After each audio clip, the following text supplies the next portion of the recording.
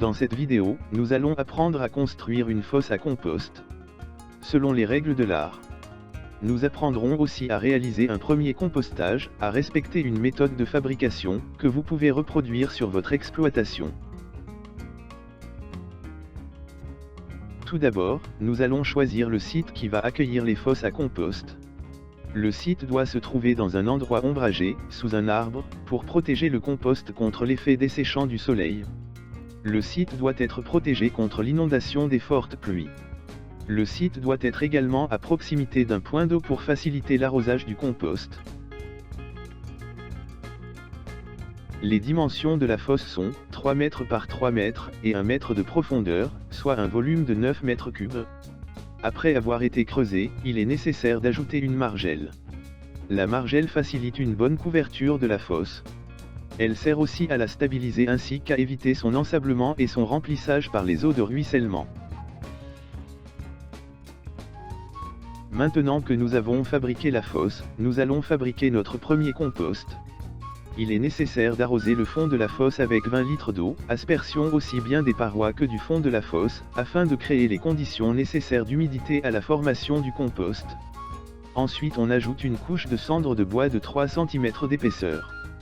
Puis une couche de fumier de vache, ou de fumier de mouton de 5 cm d'épaisseur minimum. On arrose avec 100 litres d'eau. On ajoute ensuite 20 à 30 cm de résidus de récolte de coton, maïs, sorgho, mil, fan de riz, paille, ordures ménagères décomposables.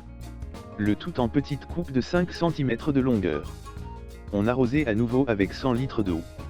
Voilà pour une première couche de matière à composter. On va répéter ce cycle 3 fois. Ajout de cendre de bois, ajout de fumier et 100 litres d'eau puis déchets verts ou déchets ménagers et arrosage. À la fin notre fosse doit être remplie.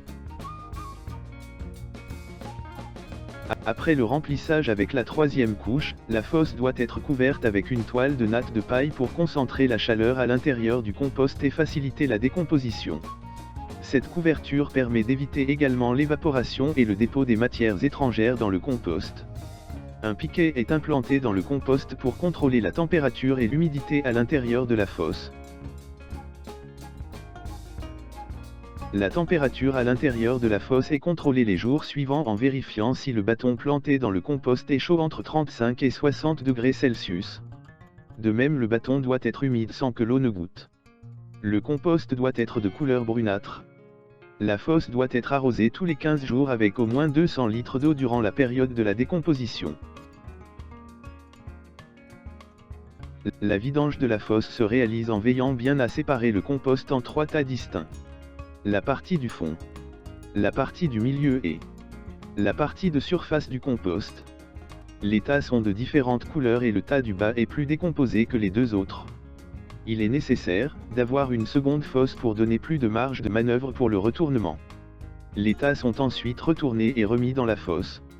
Le tas le moins décomposé est retourné en premier, suivi du tas moyennement décomposé et du tas le plus décomposé.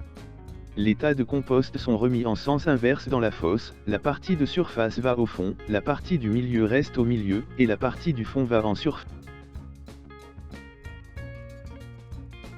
3 retournements doivent être faits tous les 15 jours pour permettre d'homogénéiser la décomposition de la biomasse. La fosse est recouverte à nouveau de la même manière. Après chaque retournement on remet le piquet de contrôle dans le compost.